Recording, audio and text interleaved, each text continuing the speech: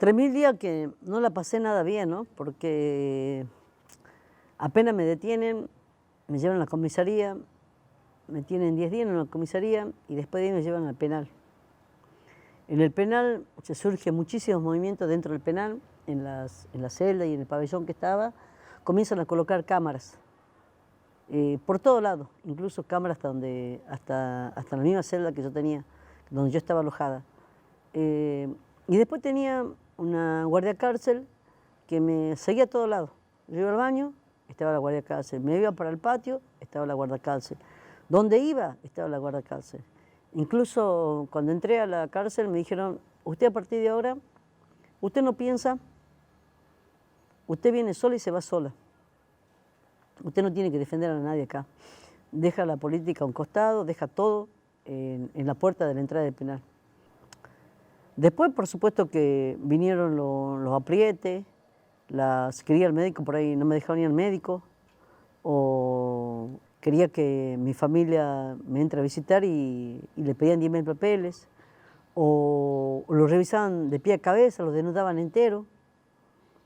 Y a medida que venían las visitas, todas las visitas que me vinieron a ver, se los llevaban a Morales para ver quién me venía a visitar. Pusieron vallas y llenaron de policía todo alrededor de las viviendas nuestras. No dejaron ingresar para que los compañeros nuestros sigan trabajando. Las viviendas quedaron medio construir o sea, que comenzaron a hacer allanamiento en todas las casas. Ellos decían que en mi casa iban a encontrar plata, iban a encontrar droga, armas. Hicieron un montón de allanamientos y nunca encontraron nada, ¿sí?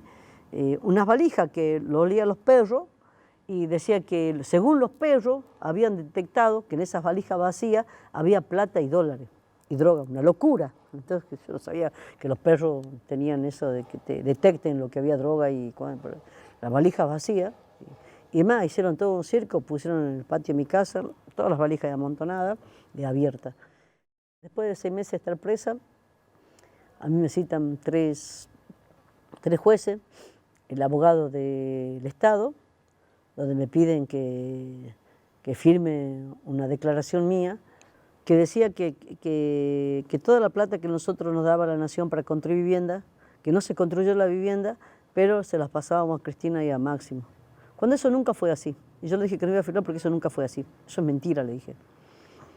Y me dijeron que no, que firmen. Sacaron una resolución donde ese día me llevaban a la casa, que si yo firmaba eso me daban la domiciliaria.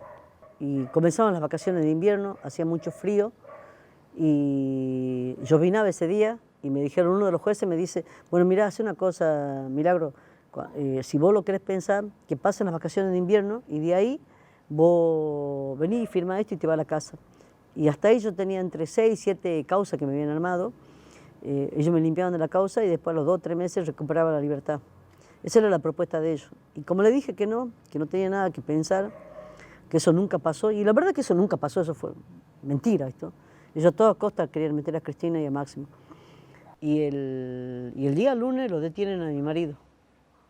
Y como mi marido estaba enfermo, ya tenía cáncer, lo internan en el hospital.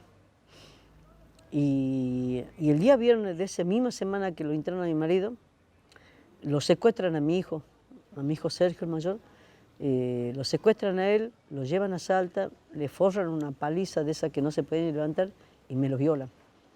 Y ¿por qué yo me doy cuenta? Porque mi hijo era el primero, cuando estaba en la cárcel, era el primero que siempre estaba. Y ya había pasado una semana y no venía. Y yo pregunté por qué no venía y mi hija me dice, mamá, lo que pasa es que Sergio está muy enfermo, está resfriado. Mi hija no me quería decir nada. Y viene una amiga de él y me dice, me corre al costado, así donde estaban toda la familia, y me dice, a Sergio lo violaron. Y le pegaron feo y no quiere que vos te enterés. Por favor, no le digas que yo te dije, no digas nada. Quédate callada. Y por supuesto que mi hijo se fue, pero sin enterarse que yo sabía esto, que a él me lo habían violado. Y me dolió mucho. Me dolió mucho porque creo que buen político puede tener opositores, podés tener contrincante o como lo quieras llamar, pero llegar tan al límite de reventar y lastimar a la familia, nunca en mi época de militancia he conocido gente tan dañina y mala. Me hicieron mierda a la familia, mierda. No es otra cosa, perdóname la expresión, pero no es otra cosa. En el camino, después comenzamos con el juicio de Pibi Villero, después de 2 años de estar detenida. No me dejan que me defienda, no me dejan, a los testigos comienzan a apretar. Nosotros tenemos cerca de 128 testigos y no, de los 128 únicamente permite que tengamos 9. Los 9 testigos continuamente iban a la casa, le hacían saber que ellos tenían, que sabían los hijos que tenían, a qué hora iban a la escuela y que se tenían que olvidar de lo que hicimos nosotros. Y por supuesto que los compañeros se sentaban y decían que estaban en una copa de leche nomás, pero nunca hablaban casi de las cooperativas. Y a los testigos que ellos pagaron, los testigos que estaban a beneficio de ellos, decían lo que ellos querían decir. Y de la noche a la mañana, a las 11 de la noche, saliendo de la audiencia, me llevan a Salta, como quien decía, me secuestran, me llevan al Salta por la orden del juez Puyo y hermano, una cárcel federal. Ahí tuve 10 días, yo hice una huelga de hambre y no levanté nunca la huelga. Y después la resolución de la Corte Suprema, decir, ella tiene una causa provincial y tiene que estar en la provincia, no tiene que estar en Salta. Y ahí es cuando me llevan nuevamente a Jujuy, ¿no? A la cárcel donde ellos me habían construido, porque tenía la Casa del Carmen, me pusieron alrededor todo gendarmería, que gendarmería no tiene nada que hacer con una causa provincial. Y tenía cámaras por todos lados, había cerca de 20 cámaras donde verificaba qué es lo que hacía yo y qué es lo que no hacía. Y yo tenía que levantarme a las 7 de la mañana, salir en el balcón y decir, acá estoy. Y después a las 12 del mediodía y a las 8 de la noche. Todos los días tenía que hacer eso. Hacer saber que estaba ahí. Uno de esos tantos días lo hicieron llorar a mi nieto, porque lo hicieron una bajeza tan grande, le hicieron desnudar para ver si él entraba algo para mí. Que si vos me preguntás cómo la pasé horrible, mal la pasé. Pero tenía que tratar de estar fuerte para que lo que me rodeaba, nuestros compañeros, tratar de que ellos se sientan que tienen que seguir luchando en la calle, ¿no? Antes de eso, antes de llevarme ahí, la Corte Interamericana había pedido de que me lleven a mi domicilio real, no un invento de ellos. Me mandaron a robar la casa, me sacaron todo, puerta, ventana, nada, no habían dejado nada. Y el juez Puyo y hermano había dado 10 días para que se acondicione la casa, para que yo pueda ir ahí. Y si no, en 10 días no lo arreglaban, bueno, era que me iban a seguir teniendo en la cárcel. Gracias a la colecta de muchos compañeros de Buenos Aires, Córdoba, distintas provincias, y compañeros de la Tupac de Jujuy, en menos de una semana pusieron puerta, ventana, trataron de llevar algo de mueble y condicionar bien para que yo pueda estar ahí. Después, bueno, me llevaron a la casa de Cuyaya, que ahí sí realmente ha sido mi domicilio real, donde vivía casi toda una vida, 30 años he vivido ahí, y donde ellos por ahí decían de que esa no era una casa segura.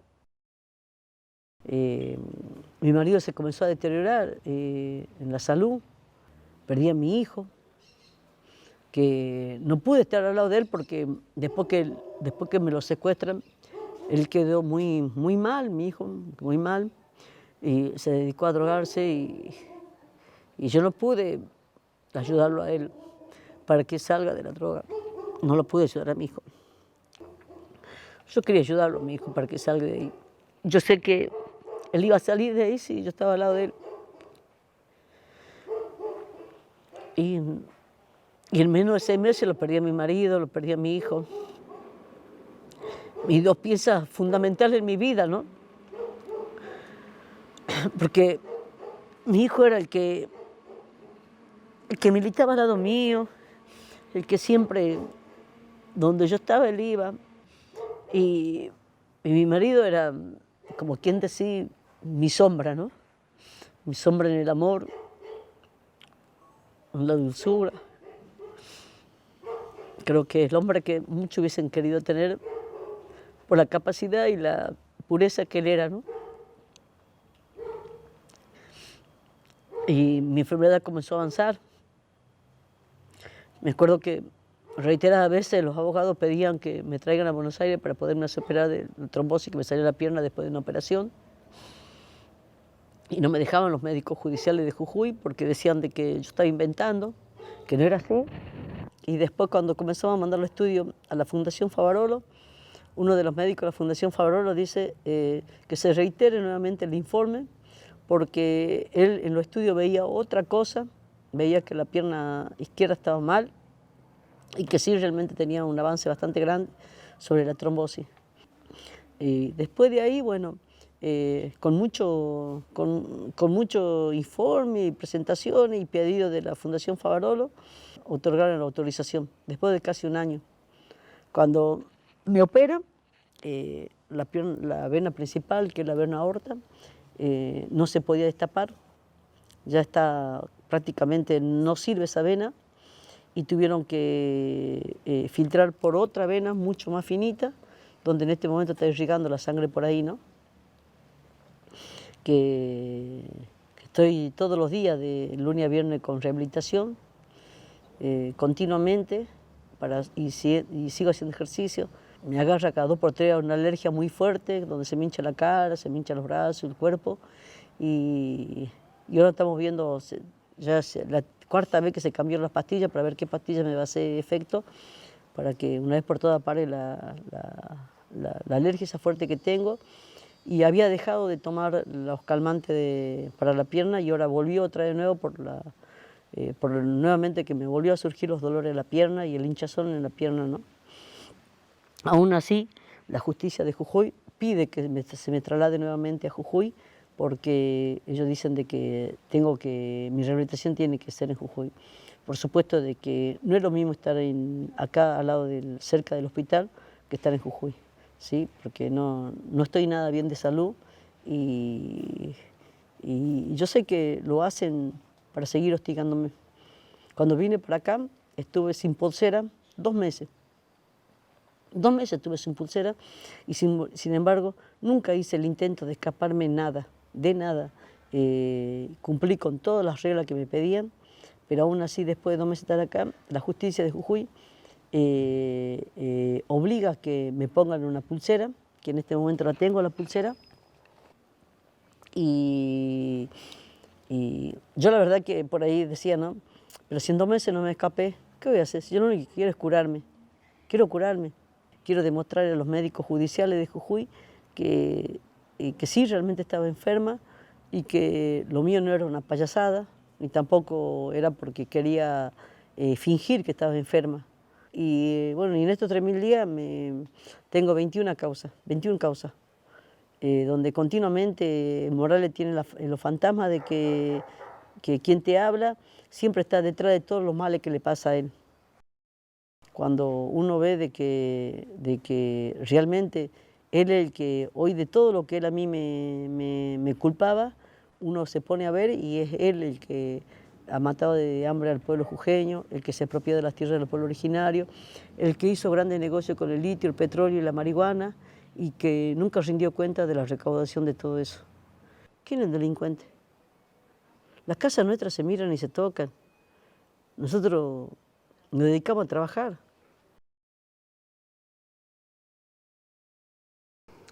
En la Bellal antes sabían decir nuestros hermanos que era donde no teníamos frontera. Cuando vino la colonización comenzaron a colocarnos fronteras. Vos sabías que este era tu espacio y nadie pasaba ese espacio, aunque algunos pedían permiso para, algunos por ejemplo, algunos hermanos cazaban, otros pescaban, pero lamentablemente algunos vinieron a invadirnos, a matarnos, a nuestra historia, a nuestra cultura, a saquearnos. Cuando vinieron los colonizadores, ellos dijeron que nos venían a enseñar a vestirnos, a comer y a vivir. Cuando nosotros ya sabíamos, cuando nosotros éramos sanos, nos trajeron la peste, nos trajeron todo lo peor. Pero eso sí, nos saquearon nuestro oro, ¿sí? O algunos queriendo ser los salvadores para imponernos metodología y enseñanza de ellos, que no son enseñanza para nosotros, a cambio de quitarnos las tierras. Y te lo dice el más respetuoso, como decía Néstor. De verdad que en un discurso de Néstor en La Plata, decía, estos que vienen de traje, que te hablan bonito, bien peinaditos, tienen corbata, son los que hoy vienen con una escritura y te dicen, esta tierra me pertenece. Y vos le decís, nunca te vimos acá, nunca vimos tus antepasados vivir acá.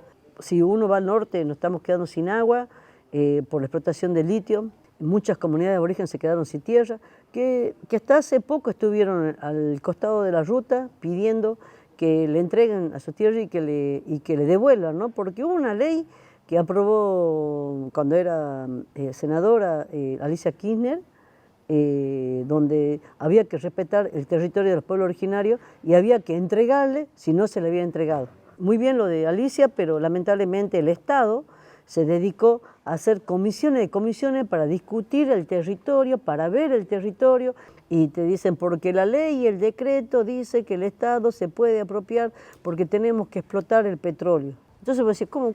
¿Por qué venís me sacás lo que es mío cuando yo necesito dar de comer a las llamas, necesito comprar maíz, necesito pastear a las ovejas y necesito dar de comer? Vos sabés que muchos de ellos, muchos de nuestros hermanos, ellos a veces dicen, yo me acuerdo que hubo un gobierno que decía, hay que construirle vivienda. Cuando le quisieron construir vivienda, una al lado de la otra, como le construimos a cualquier ciudadano que necesita una vivienda. Y me acuerdo que hubo una discusión que nosotros le decíamos, no, a ver, hay que respetar, ¿cómo viven ellos? ¿Cómo son ellos? Porque vos no le podés meter una casa de 2 piezas cuando ellos tienen el campo grande para poder dar de comer a las ovejas, a las gallinas, a las vacas. Y eso, por ejemplo, hoy no se ve eso. Hoy te invaden las tierras, te matan los animales como se le canta y lo dejan tirado. Para nosotros el buen vivir es poder trabajar la tierra, poder cosechar y sembrar, poder pedirle y agradecerle a la Madre Tierra de lo que te brinda. ¿Sí? El buen vivir es que nuestros hermanos los respeten por la pertenencia del territorio. Y te voy a hablar siempre del territorio de la tierra porque es lo que nos vienen a quitar. Porque vos a lo mejor digas, es un pedazo de tierra. Bueno, con ese pedazo de tierra donde ellos viven, es el pedazo de tierra donde alimentan los animales, donde ellos siembran, donde sacan choclo, el maíz, donde dan de comer a los hermanos. Y para algunos no tiene valor porque dice, es verdura o es fruta. Para nosotros sí tiene mucho valor, muchísimo. Pero no te imaginas el valor que tiene para nosotros unos par de choclos, o que nuestros animales sigan caminando por el territorio.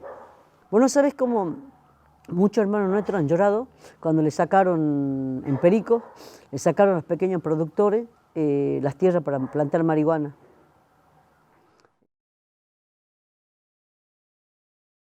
Y la Tupac Amaru nace cuando en los peores momentos de la Argentina, en la década del 90, no había que comer, donde había desocupado de energía, de los bancos, de agua y muchísimas reparticiones que se habían cerrado, hubieron compañeros que quedaron desocupados. No hubo ningún sector político, no hubo nadie que se haga cargo de desocupados. Nosotros nos hicimos cargo de los desocupados. Nosotros implementamos las copas de leche con un horno de barro para que los chicos tengan que comer. Nosotros recaudamos medicamentos para dar a los niños cuando estaban enfermos y implementar las clases de apoyo porque no podían ir los chicos a la escuela.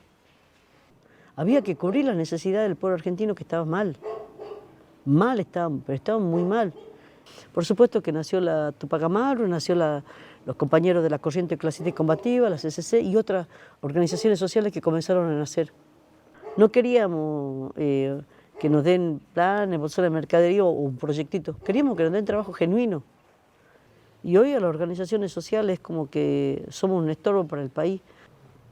que si le molestaba que nosotros cortemos calle, que haya muchos compañeros en la calle, cuadras y cuadras de compañeros, bueno, que le comiencen a dar trabajo y se terminen las organizaciones sociales, porque el día que vos le des trabajo a los que menos tienen y a los que no tienen trabajo genuino, tenés por seguro que se terminó la pobreza en Argentina.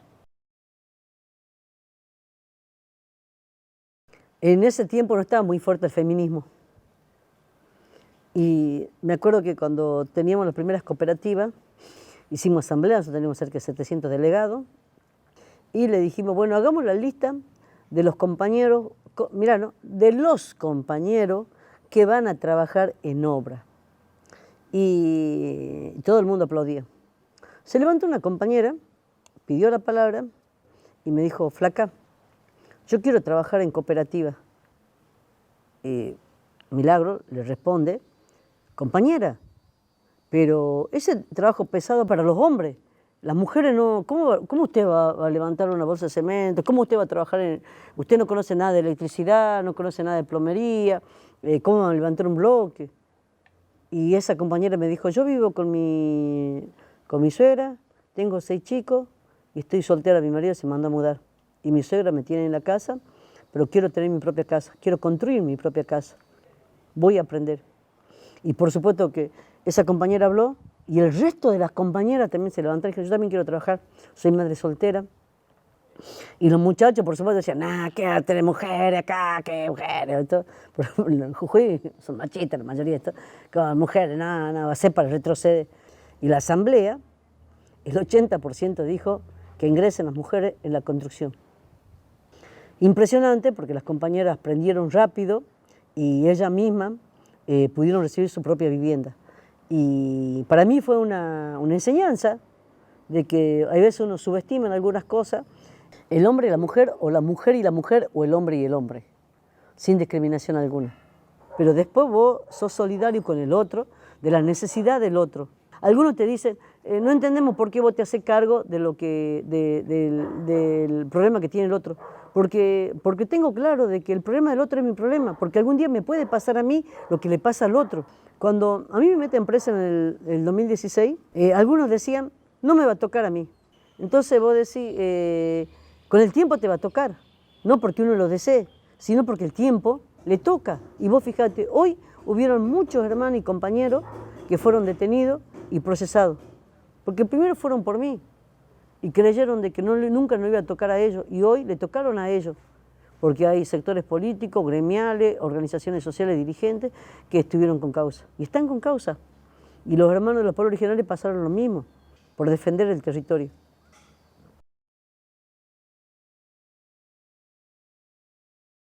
Milagros, 3000 días, toma 2.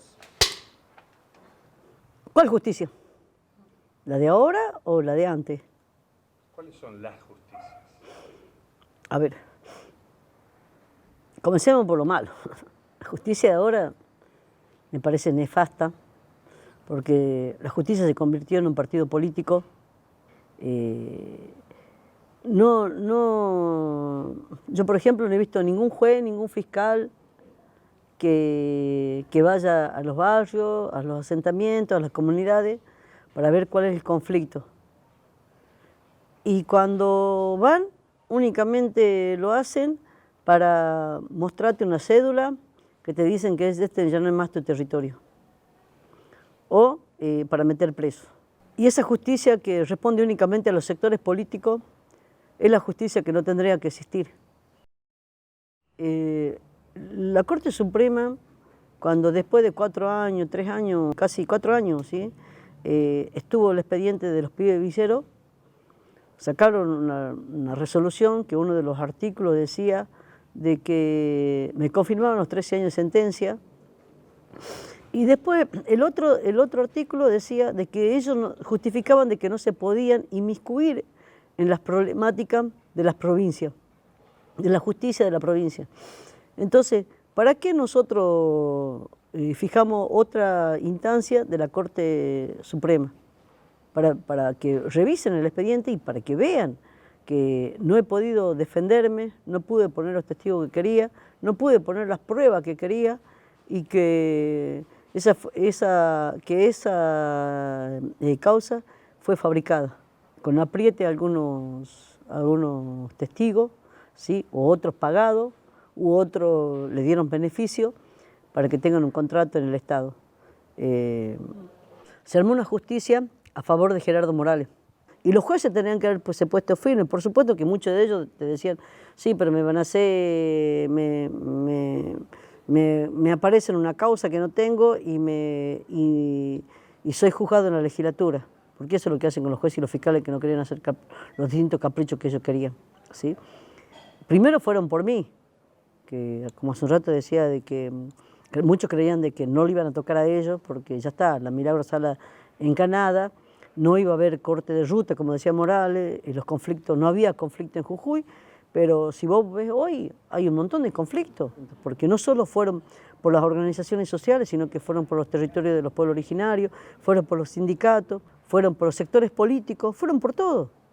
Y hoy la mayoría de los dirigentes están imputados, y eso ya no es Milagro Sala. Yo no pido que actúen a favor mío. No pido. Yo lo que pido es que revisen la causa y que vean y que me dejen defenderme. Hoy, después de 8 años de detención, cumpliendo 3.000 días, me parece injusto de que todavía la justicia no haya actuado como tendría que actuar.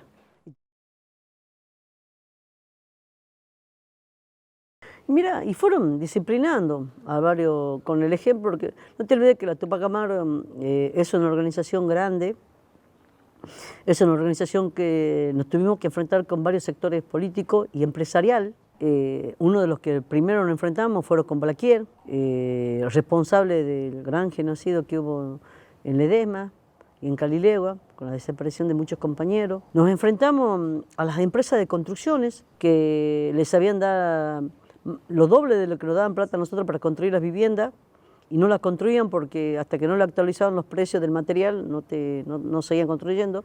Sin embargo, nosotros cada 6 meses teníamos que terminar las viviendas construidas porque si no, no nos renovaron los contratos.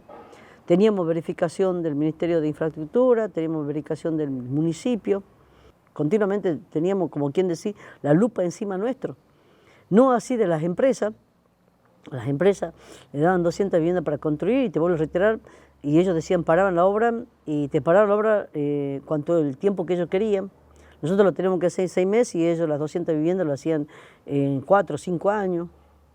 También nos pusimos lamentablemente de enemigo a varios sectores políticos porque se destapó muchas ollas y la molestia de ellos es que nosotros demostrábamos de que el otro tenga un auto porque se rompió trabajando, era legal.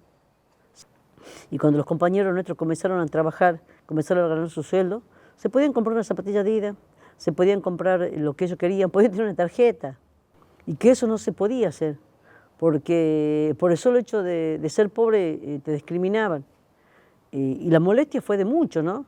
Sentirse de que compartieron el mismo espacio con una familia que se mató trabajando y que a fin de mes cobra y que a ellos no les gustaba el color o la piel o la vestimenta, para ellos era jodido, porque había espacio donde podían estar ellos y había espacio donde no podían estar.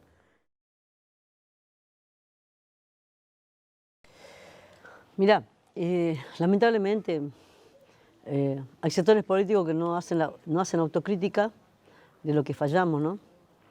Si hoy se ha perdido es porque y me pongo yo también, ¿no? Como responsable, no supimos poner el plan, el pedazo de pan o la comida a los que menos tienen en la mesa. Y esto no es porque uno quiera quedar bien con un sector o con otro sector, sino que no se acostumbra a hacer la autocrítica, ¿no? Porque muchos encuentros, y esa autocrítica se tiene que hacer. Había muchos que se sacaban fotos conmigo, muchos sectores políticos, y sin embargo hubo momentos de que se olvidaron y hoy ya ni se acuerdan, al contrario, me tapan, se han olvidado, porque tienen miedo o porque se cuidan ellos. No veo que hayan aplicado la doctrina del general Perón y de Evita, todo lo contrario. aplicaron la doctrina propia, la de ellos. Perdón la expresión, se cagaron en la democracia.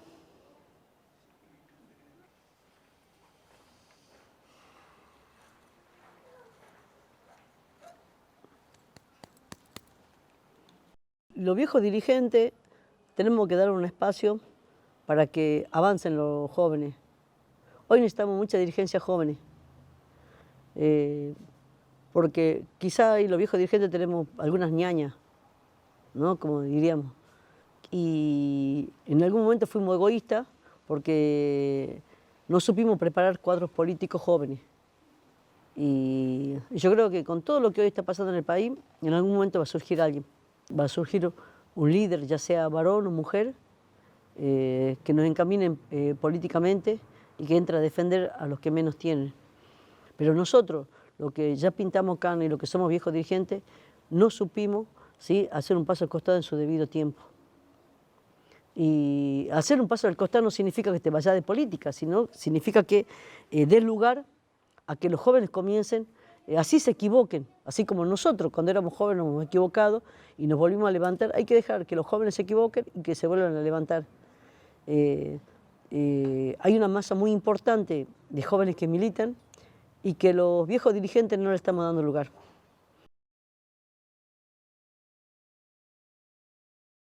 Vos sabés que hubo los sectores de prensa que decían que el peor demonio de la provincia de Jujuy era yo. Y no me perjudicaron a mí, se perjudicaron ellos mismos. Y por supuesto agradecer a todos los organismos de derechos humanos, agradecer a las madres, a hijos y a los distintos comités que se armaron por mi libertad. Y muchos compañeros que hasta el día de hoy se siguen jugando y no le importa que le digan o lo que le digan de mí. Agradecer a todos los sectores políticos chicos, grandes que estuvieron al lado mío. Y a los sectores que me comenzaron a negar, les deseo lo mejor. Yo no sé tener odio. No me han enseñado a tener odio, al contrario. Ya en mi cabeza es como que ya está. Si vos reorganizás un pueblo sin odio, tenés por seguro que va a tener un pueblo dulce, un pueblo honesto, un pueblo con mucha humildad. Y más que nada un pueblo que sienta lo mismo que siente el que menos tiene. El día que dejas de sentir lo que viven, lo que menos tienen, es porque ya no sos un dirigente humilde, pasás a ser un dirigente de esa famosa, que hoy está de moda, esa casta, ¿no?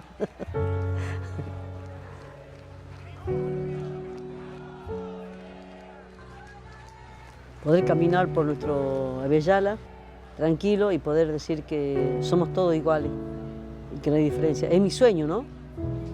De que todos podamos ser iguales y que no haya diferencia, el que más tiene pueda pisar al que menos tiene. Eso no tendría que ocurrir en nuestra Avellala, ¿no?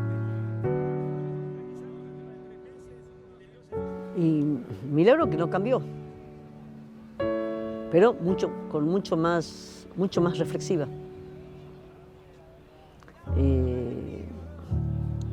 No cambié en mi manera de pensar, no cambié en seguir amando y protegiendo a mi familia, en seguir siendo ese milagro que por ahí putea, ese milagro que en algún momento llora, de bronca, en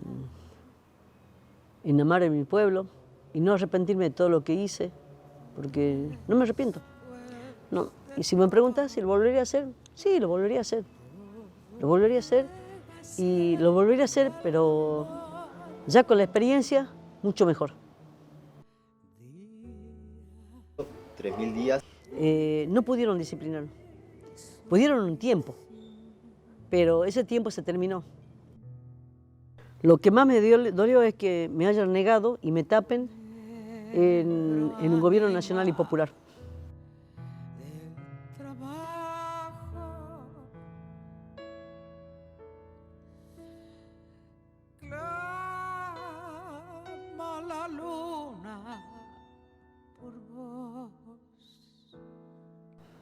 El que quiera un pueblo va a defender a un pueblo. Y es lo que nosotros necesitamos hoy de todos nuestros dirigentes. Todo llega siempre de algún modo.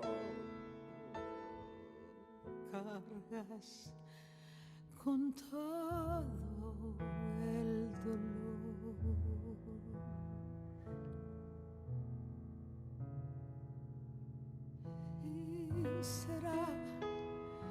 Y será un fuego, un pantallazo, un rayo luz conmovedor, una tormenta, una música.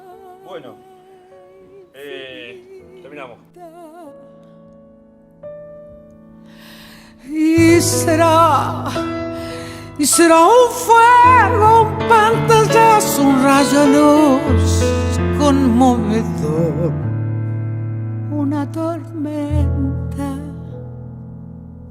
una música infinita.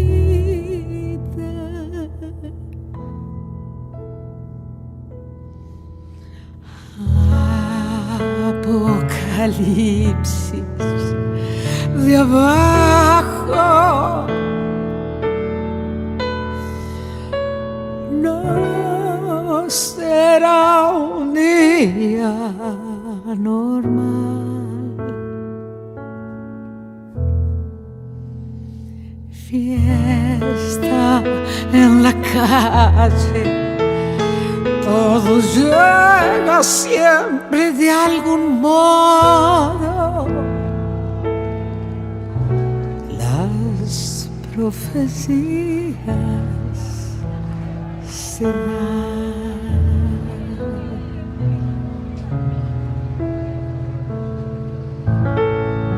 Bueno, se construyen más de 1.800 viviendas, más de 1.600, 1.800 viviendas, pero no solo se construyen viviendas, porque vos viste que cuando una empresa te construye